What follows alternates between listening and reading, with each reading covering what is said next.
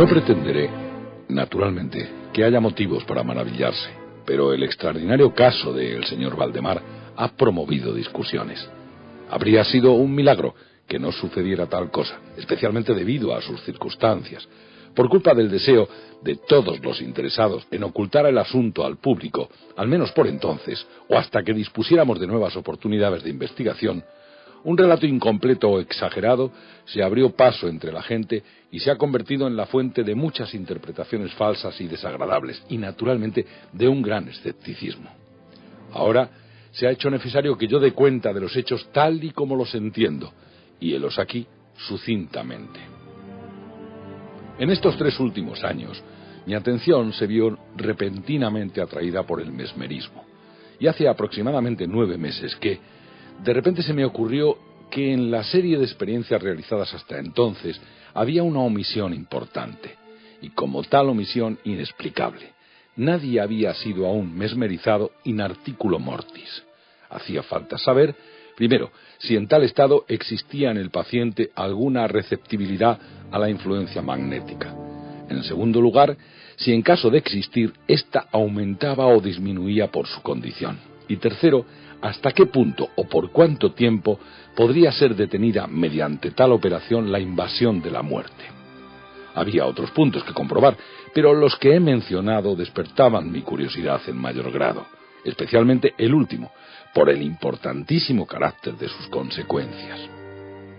Buscando a alguna persona que pudiese aclararme estos puntos, pensé en mi amigo el señor Ernest Valdemar, conocido compilador de la biblioteca forénsica y autor de las versiones polacas de Gargantúa. El señor Valdemar, que residía principalmente en Harlem, en Nueva York, desde 1839, llamaba particularmente la atención por su extremada delgadez, y también por la blancura de sus patillas, que contrastaba violentamente con la negrura de su cabello, que se confundía generalmente con una peluca. Su temperamento era singularmente nervioso. Hacía de él un buen sujeto para la experiencia mesmérica. En 2 o 3 ocasiones yo había conseguido dormirle sin mucha dificultad, pero me engañaba en cuanto a otros resultados que su peculiar constitución me habían hecho anticipar. Su voluntad no quedaba sometida ni positiva ni completamente a mi gobierno. Siempre había atribuido mi fracaso en estos aspectos al desorden de su edad. Unos meses antes de conocerle, sus médicos le habían diagnosticado tuberculosis. En realidad, tenía la costumbre de hablar tranquilamente de su próximo fin como de un hecho que no podía evitarse ni lamentarse. Cuando por primera vez se me ocurrieron las ideas que he mencionado, fue natural que pensara en Valdemar. Conociera demasiado bien su sólida filosofía para temer algún escrúpulo por su parte, y él carecía de parientes en América que pudieran oponerse.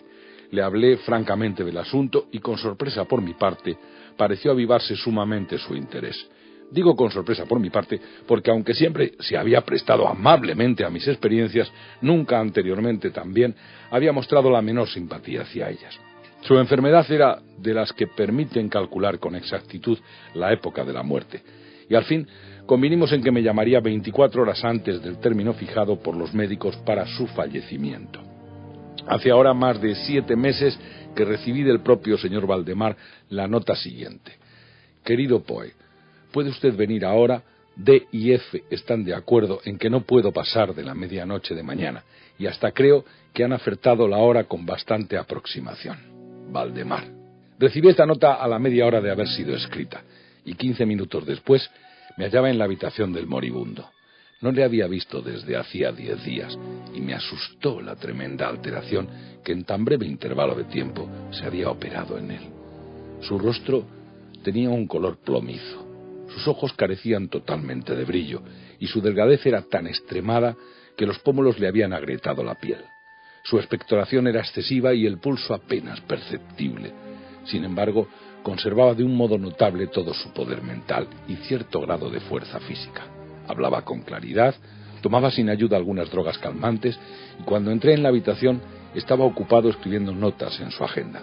Se apoyaba sobre un montón de almohadas y le atendían los doctores D y F. Después de estrechar la mano de Valdemar, me llevé aparte a los médicos, quienes me explicaron minuciosamente el estado del enfermo. Hacía 8 meses que el pulmón izquierdo se encontraba en estado semióseo o cartilaginoso y quedaba inutilizado para toda función vital. El derecho en su parte superior se hallaba también parcialmente, si no del todo, osificado, mientras que la región inferior era simplemente una masa de tubérculos purulentos que penetraban unos en otros. Existían diversas perforaciones profundas y, en cierto punto, unas adherencias permanentes en las costillas. Estos fenómenos del lóbulo derecho eran de fecha relativamente reciente. La osificación se había desarrollado con una aceleración muy poco corriente. Un mes antes aún no existía ninguna señal y la adherencia se había observado hacía solo 3 días. Independientemente de la tuberculosis, se sospechaba que el paciente sufría un aneurisma en la aorta, pero sobre este punto los síntomas de osificación hacían imposible un diagnóstico exacto. La opinión de ambos médicos coincidía en que Valdemar moriría aproximadamente a la medianoche del día siguiente, domingo. Eran entonces las 7 de la tarde del sábado. Al abandonar la cabecera del enfermo para hablar conmigo, los doctores D y F se habían despedido de él. No tenían intención de volver, pero a petición mía consintieron en examinar de nuevo al paciente sobre las 10 de la noche. Cuando se retiraron, hablé libremente con Valdemar sobre su muerte y particularmente sobre la experiencia propuesta. Declaró que estaba muy animado y ansioso de llevarla a cabo y me urgió para que la iniciase cuanto antes mejor. También le cuidaban un enfermero y una enfermera, pero yo no me sentía con entera libertad para comenzar un experimento de tal carácter sin otros testigos de más confianza que aquella gente, en caso de que surgiera un posible accidente. Demoré pues la operación hasta las 8 de la noche siguiente, pero la llegada de un estudiante de medicina con el que me unía cierta amistad me hizo desechar mi preocupación. En un principio, mi propósito había sido esperar a los médicos, pero me indujeron a comenzar. Primero los apremiantes ruegos de Valdemar, y en segundo lugar, mi convicción de que no había instante que perder, ya que se hacía evidente la rápida agonía del enfermo. El señor I fue tan amable que accedió a mi deseo de que tomase nota de todo cuanto ocurriese. Así pues, voy a reproducir ahora la mayor parte de su memorándum condensado o copiado. Eran aproximadamente las 8 menos 5 cuando, tomando la mano del paciente, le rogué que confirmase al señor I tan claramente como pudiese que él, Valdemar, estaba enteramente dispuesto a que se realizara con él una experiencia mesmérica en tales condiciones. Valdemar replicó con su voz débil, pero muy claramente: sí, deseo ser mesmerizado. Y a continuación añadió: temo que lo haya a usted retrasado demasiado. Mientras hablaba, comencé los pases que ya conocía como más efectivos para adormecerse. Muy pronto sintió el influjo del primer movimiento lateral de mi mano a través de su frente, pero aun cuando me esforcé en ejercer todo mi poder, no se produjo más efecto que el ya mencionado hasta unos minutos después de las 10, cuando los doctores D y F llegaron. De acuerdo con la cita, les expliqué en pocas palabras lo que me proponía, y como ellos no alegaron objeción alguna, declarando que el paciente ya estaba en plena agonía, continué mi labor sin vacilar, cambiando sin embargo los pases laterales por pases de arriba y abajo y concentrando mi mirada en el ojo derecho del enfermo. Durante todo este tiempo su pulso era imperceptible y su respiración estentórea, interrumpiéndose a intervalos de medio minuto. Esta situación duró un cuarto de hora sin que se operase ningún cambio. Transcurrido este periodo de tiempo, surgió del pecho del moribundo un hondo suspiro y cesaron los estertores, es decir, estos dejaron de percibirse. Los intervalos no habían disminuido. Las extremidades del paciente mostraban una frialdad de hielo. A las 11 menos 5 noté inequívocas señales de la influencia mesmérica. El vidrioso girar de los ojos se había convertido en penosa expresión de mirada hacia adentro, que no se observa más que en casos de sonambulismo y sobre lo cual es imposible equivocarse. Mediante algunos rápidos pases laterales hice que se moviesen sus párpados, que se agitaron como cuando nos está dominando el sueño, y con unos cuantos pases más conseguí que los cerrara del todo. Sin embargo, no estaba satisfecho con esto, y continué mis manipulaciones con gran vigor hasta que logré la paralización completa de los miembros del durmiente, después de haberlos colocado en una postura aparentemente cómoda. Las piernas aparecían extendidas al igual que los brazos, que reposaban sobre el lecho a regular distancia de los riñones. La cabeza se hallaba ligeramente levantada. Cuando hice esto era ya la medianoche, y rogué a los presentes que examinaran el estado del señor Valdemar. Tras algunas pruebas admitieron que se encontraba en estado de catalepsia mesmérica, insólitamente perfecto. La curiosidad de ambos médicos era grande. El doctor D decidió repentinamente permanecer toda la noche junto al paciente, mientras que el doctor F se despidió prometiendo volver al amanecer. También se quedaron el señor I y los enfermeros. Dejamos al señor Valdemar totalmente tranquilo hasta las 3 de la madrugada. Luego me acerqué a él y le encontré en el mismo estado que cuando se había retirado el doctor F, es decir, yacía en la misma posición. El pulso era imperceptible, la respiración suave, notable únicamente si se le colocaba un espejo ante los labios. Mostraba los ojos cerrados con toda naturalidad y sus miembros estaban tan fríos como el mismo mármol. Sin embargo, su aspecto general no era ciertamente el de la muerte. Al aproximarse a Valdemar, hice un ligero esfuerzo para obligar a su brazo a seguir al mío, que pasaba suavemente de un lado a otro sobre el suyo. Tales experiencias con aquel paciente no me habían dado antes ningún resultado, y seguramente estaba lejos de pensar que obtuviera éxito en aquel instante. Pero ante mi sorpresa, su brazo siguió débil y suavemente cada dirección que le señalaba el mío. Decidí luego intentar sostener una breve conversación. «Señor Valdemar», dije, «¿duerme usted?». No contestó, pero percibí un leve temblor en las comisuras de sus labios, y esto me indujo a repetir la pregunta una y otra vez. «Señor Valdemar, ¿duerme usted?». A la tercera pregunta, su cuerpo sufrió un ligerísimo estremecimiento. Los párpados se abrieron y los labios se movieron lentamente, y a través de ellos, en murmullo apenas inteligible, escaparon estas palabras: «Ahora duermo, no me despertéis, dejadme morir así». Toqué sus miembros y los encontré tan rígidos como siempre. El brazo derecho, al igual que antes, obedecía a la dirección de mi mano. Volví a preguntar al dormido: «¿Le duele el pecho, señor Valdemar?». La respuesta fue inmediata y menos audible que antes: «No hay dolor. Me estoy muriendo». No creí conveniente atormentarle más por el momento, y no se pronunció una sola palabra más hasta la llegada del doctor F, que se presentó allí poco antes de la salida del sol, expresando asombro sin límites al encontrar aún vivo al paciente. Después de tomarle el pulso y arrimar un espejo a sus labios, me rogó que hablara al enfermo, y así lo hice, preguntándole: «Señor Valdemar, ¿duerme todavía?».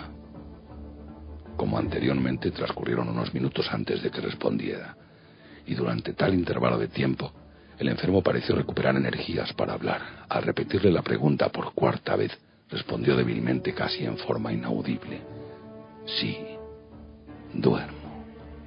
Me estoy muriendo». Entonces los médicos expresaron la opinión de que debíamos dejar reposar al paciente en su estado de aparente tranquilidad hasta que sobreviniese la muerte, cosa que, en su opinión, debía ocurrir al cabo de pocos minutos. Decidí, no obstante, hablarle una vez más, y así repetí mi pregunta anterior: «Señor Valdemar, ¿duerme todavía?». Mientras yo hablaba, se operó un cambio ostensible en la fisonomía del moribundo. Los ojos giraron en sus órbitas y se abrieron lentamente, y las pupilas desaparecieron hacia arriba. La piel tomó en general un tono cadavérico, asemejándose no tanto al pergamino como al papel blanco, y las manchas éticas circulares, que hasta entonces se señalaban vigorosamente en el centro de cada mejilla, se extinguieron repentinamente. Empleo esta expresión porque la rapidez de su desaparición en nada me hizo pensar tanto como en el apagón de una vela cuando se sopla sobre su llama. El labio superior al mismo tiempo se retorció sobre los dientes que hasta entonces habían cubierto enteramente, mientras la mandíbula inferior caía con visible sacudida, dejando la boca abierta y descubriendo la lengua hinchada y negra. Imagino que todos los presentes estaban acostumbrados a los horrores de un lecho mortuorio, pero el aspecto que ofrecía Valdemar era en aquel momento tan espantoso que todos retrocedimos desde la cama. Debo decir que ahora llego al punto de mi narración en el que cada lector puede alarmarse hasta llegar a sentir quizá una positiva incredulidad. Sin embargo, creo que debo continuar. Ya no había en el señor Valdemar la menor huella de vitalidad, y convencidos de que había muerto, íbamos a dejarle a cargo de los enfermeros cuando se observó en la lengua un fuerte movimiento vibratorio que se prolongó quizá durante un minuto. cuando el movimiento cesó, de entre las mandíbulas abiertas surgió una voz que sería locura en mí intentar describir. Hay, no obstante, 2 o 3 adjetivos que se le podrían aplicar en parte. Se podría decir que era una voz cavernosa, áspera y quebrada, pero el conjunto era indescriptible, por la sencilla razón de que aquel espantoso sonido jamás había llegado a un oído humano. Sin embargo, había 2 peculiaridades que me hicieron pensar entonces, y aun ahora, que podían considerarse características de la entonación y que podrían dar alguna idea de su peculiaridad ultraterrena. En primer lugar, la voz parecía llegar hasta nuestros oídos, al menos a los míos, desde una gran distancia o desde alguna profunda caverna subterránea. En segundo lugar, me impresionó, y ciertamente temo que no se me comprenda, en la misma forma que impresiona las materias gelatinosas al sentido del tacto. He hablado a la vez del sonido y de voz, y quiero decir con ello que en el sonido se distinguían las sílabas con maravillosa y estremecedora claridad. El señor Valdemar evidentemente hablaba, contestaba a la pregunta que yo le había hecho minutos antes. Le había preguntado, como se recordará, si aún dormía, y en aquel momento dijo: estuve dormido, y ahora estoy muerto. Ninguno de los presentes trató de negar e incluso reprimir el inexpresable, el estremecedor espanto que estas pocas palabras así pronunciadas nos produjeron. El señor I, el estudiante, se desmayó. Los enfermeros abandonaron inmediatamente la estancia y fue imposible hacerles regresar. No pretendo siquiera que el lector llegue a comprender mis propias impresiones. Durante cerca de 1 hora nos ocupamos silenciosamente, sin que se pronunciara una sola palabra, en que el señor I recobrase el conocimiento. Cuando volvió en sí, volvimos a examinar el estado de Valdemar. Permanecía, en todos sus aspectos, tal y como lo he descrito anteriormente, con la excepción de que el espejo ya no indicaba la menor señal de respiración. Fue vano un intento de sangría en el brazo. Debo añadir, asimismo, que este miembro ya no se sujetaba a mi voluntad. Me esforcé vanamente en hacerle seguir la dirección de mi mano.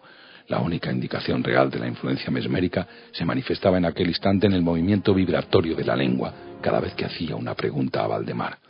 Parecía hacer un esfuerzo para responder, pero su voluntad duraba muy poco. Si cualquier otra persona que no fuera yo le dirigía una pregunta, la respuesta era una total inmovilidad. Aunque yo intentara poner cada miembro de esa persona en relación mesmérica con él, yo creo que he relatado todo lo necesario para llegar a comprender el estado de Valdemar en aquel periodo. Conseguimos que vinieran a la casa otros enfermeros y a las 10 abandoné el domicilio de Valdemar en compañía de los 2 médicos y del señor I. Por la tarde volvimos a ver al paciente. Su estado continuaba siendo exactamente el mismo. Discutimos acerca de la oportunidad y la posibilidad de despertarle, pero inmediatamente nos pusimos de acuerdo en que ningún buen propósito serviría para lograrlo. Era evidente que hasta entonces la muerte, o lo que normalmente se denomina muerte, había sido detenida por el proceso mesmérico. Nos parecía un hecho evidente que despertar al señor Valdemar sería simplemente asegurar su instantáneo o al menos rápido fallecimiento. Desde este periodo que acabo de relatar hasta la semana pasada, intervalo de cerca de 7 meses, continuamos yendo diariamente a casa de Valdemar, acompañados unas veces por médicos y otras por amigos. En todo este tiempo, el dormido permanecía exactamente igual que hacía 7 meses. La vigilancia de los enfermeros era constante. Fue el último viernes cuando finalmente decidimos llevar a cabo el experimento de despertarlo, o al menos de tratar de hacerlo. Y es quizá el deplorable resultado de esta última experiencia el que ha promovido tantas discusiones en los círculos privados, tantas que no puedo más que atribuirlas a una injustificada credulidad popular. Con el propósito de liberar a Valdemar de su estado mesmérico, empleé los pasos acostumbrados. Durante algún tiempo estos no dieron el menor resultado. La primera señal de que revivía fue un descenso parcial del iris. Se observó como especialmente interesante que este descenso de la pupila fue acompañado de abundante flujo de un líquido amarillento debajo de los párpados, de olor acre y muy desagradable. Me surgieron entonces que tratase de influir en el brazo del paciente como ya lo había hecho hacía meses. Lo intenté, pero sin resultado. Entonces el doctor D insinuó el deseo de que le dirigiese una pregunta, y lo hice así. Señor Valdemar, ¿puede usted explicarme cuáles son ahora sus sensaciones o sus deseos? Instantáneamente, Los círculos éticos aparecieron en sus mejillas. La lengua se estremeció, o mejor, giró violentamente en la boca. Las mandíbulas y los labios mantenían la misma rigidez de siempre. Y por fin, aquella horrible voz que ya he descrito exclamó con fuerza: «Por el amor de Dios, pronto, duérmanme o pronto despiértenme. Le repito que estoy muerto». Me sentía completamente enervado y no sabía qué hacer. Primero realicé un esfuerzo para calmar al paciente, pero fracasando en esto por la ausencia total de la voluntad, volví sobre mis pasos y traté de despertarle por todos los medios. Pronto me di cuenta de que esta tentativa tendría éxito, o al menos había imaginado que mi éxito sería completo y estaba seguro de que todos los que se encontraban en la habitación se hallaban preparados para ver cómo el paciente despertaba. Sin embargo, es totalmente imposible que ningún ser humano pudiese estar preparado para lo que realmente ocurrió. Mientras yo hacía rápidamente pases mesméricos entre las exclamaciones de «muerto, muerto» que surgían de la garganta del paciente, su cuerpo, de pronto, y en el espacio de un solo minuto o incluso menos, se contrajo, se deshizo, se pudrió completamente bajo mis manos. Sobre el lecho, ante todos los presentes, yacía una masa casi líquida, detestable y repugnantemente putrefacta.